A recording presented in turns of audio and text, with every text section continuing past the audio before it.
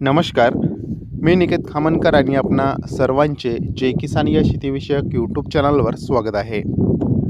आज दिनांक 20 जून 2026 आणि आता सकाळचे 7:15 झालेले आहेत।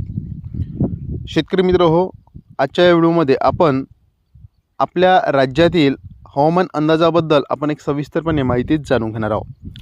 तर त्यासाठी हा व्हिडिओ शेवटपर्यंत नक्की बघा। शेतकरी मित्र हो, यंदा मान्सूनची वाटचाल आपल्या राज्यामध्ये मंदावलेली आपल्याला पाहायला मिळत आहे। राज्यातील अनेक भागांमध्ये अजूनही जोरदार पावसाची शेतकरी प्रतीक्षा करत आहे। हवामान विभागाच्या माहितीनुसार राज्यातील अनेक भागांमध्ये पुढील 24 ते 36 तासांमध्ये बऱ्याचशा ठिकाणी आपल्याला ढगाळ वातावरण पाहायला मिळू शकते। आजचा जर अंदाज पाहायचा म्हटलं तर आज आपल्याला दिवसभरामध्ये कोकण विभागामध्ये आपल्याला बऱ्याचशा ठिकाणी ढगाळ वातावरण प्रामुख्याने पाहायला मिळू शकतो आणि काही ठिकाणी आपल्याला हलका मध्यम स्वरूपाचा पाऊस पाहायला मिळू शकतो।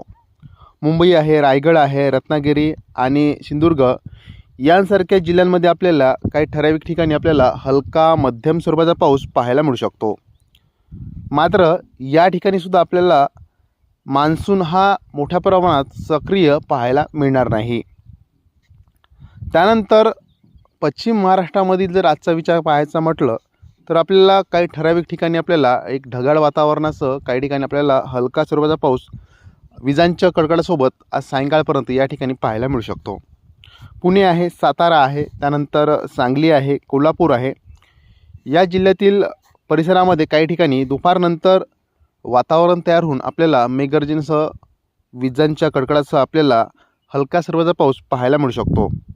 काही ठिकाणी आपल्याला जोरदार वादळी वारा हा सुद्धा पाहायला मिळू शकतो। त्यानंतर मराठवाड्यामध्ये सुद्धा आपल्याला कमी अधिक प्रमाणात ढगाळ वातावरणासह काही ठिकाणी आपल्याला दुपारनंतर स्थानिक वातावरण तयार होऊन या ठिकाणी सुद्धा आपल्याला पाऊस हा पाहायला मिळू शकतो।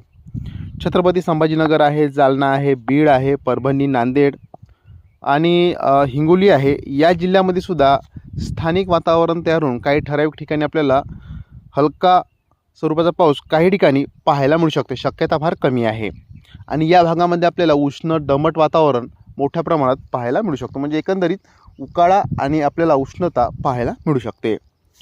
यासोबतच आपल्याला विदर्भामध्ये जर आजचा विचार पाहायचा म्हटलं तर विदर्भामध्ये सुद्धा आपल्याला असंच वातावरण म्हणजे दमट उष्णता असलेलं वातावरण आपल्याला पाहायला मिळणार आहे।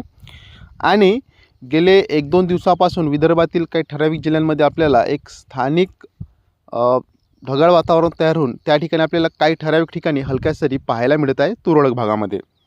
आज सुद्धा आपल्याला नागपूर आहे, अमरावती आहे, अकोला, यवतमाळ, वर्धा आहे, सोबतच भंडारा, त्यानंतर गोंदिया आहे, इकडे गडचिरोलीचा काही भाग आहे, या ठिकाणी आपल्याला एक स्थानिक वातावरण तयार होऊन त्या ठिकाणी आपल्याला विजांच्या कडकडासोबत काही ठराविक ठिकाणी हलक्या सरी आपल्याला पाहायला मिळू शकते। तुरळक भागामध्ये आपल्याला हलका स्वरूपाचा पाऊस आज दुपारनंतर या ठिकाणी प्रामुख्याने पाहायला मिळू शकते। आणि हवामान खात्याचा पुढील एक 4-5 दिवसाचा जर अंदाज पाहायचा म्हटलं तर आणि बहुतांशी वेदर मॉडेलचा जर अभ्यास पाहायचा म्हटलं तर साधारण आपल्याला एक वेदर मॉडेलच्या अंदाजावरून आपल्याला असं लक्षात येत आहे की एक साधारण 21-22 जूनपासून आपल्या राज्यातील वातावरणामध्ये हे जे काही आता वातावरण आहे या वातावरणामध्ये आपल्याला बदल झालेला पाहायला मिळणार आहे। 21 ते 22 जूनपासून आपल्याला आपल्या राज्यामध्ये ढगाळ वातावरण मोठ्या प्रमाणात पाहायला मिळू शकते आणि सायंकाळच्या वेळेला पाऊस पाहायला मिळू शकते। असं एक पुढील 4-5 दिवस 25 तारखेपर्यंत असं वातावरण या ठिकाणी पाहायला मिळू शकते। आणि हवामान खात्याच्या अंदाजानुसार दिनांक 24 जून ते 25 जून दरम्यान आपल्या महाराष्ट्रामध्ये मान्सून सक्रिय होण्याची शक्यता हवामान खात्याने वर्तवलेली आहे। त्यामुळे हा मान्सून ज्यावेळेस सक्रिय होईल त्यावेळेस आपल्याला साहजिकच आहे पश्चिम महाराष्ट्र कोकण विभागामध्ये आपल्याला पावसाचं प्रमाण हे वाढलेलं प्रामुख्याने पाहायला मिळू शकते। मित्रहो, व्हिडिओ आवडला असल्यास लाईक करा, चॅनलवर जर आपण नवीन असाल तर चॅनलला सबस्क्राईब करून साईडला असलेल्या बेल आयकॉनला नक्कीच प्रेस करा आणि हा व्हिडिओ जास्तीत जास्त शेअर करून आपल्या भागामध्ये कसं काय पाऊसमान आहे याबद्दल कमेंटद्वारे माहिती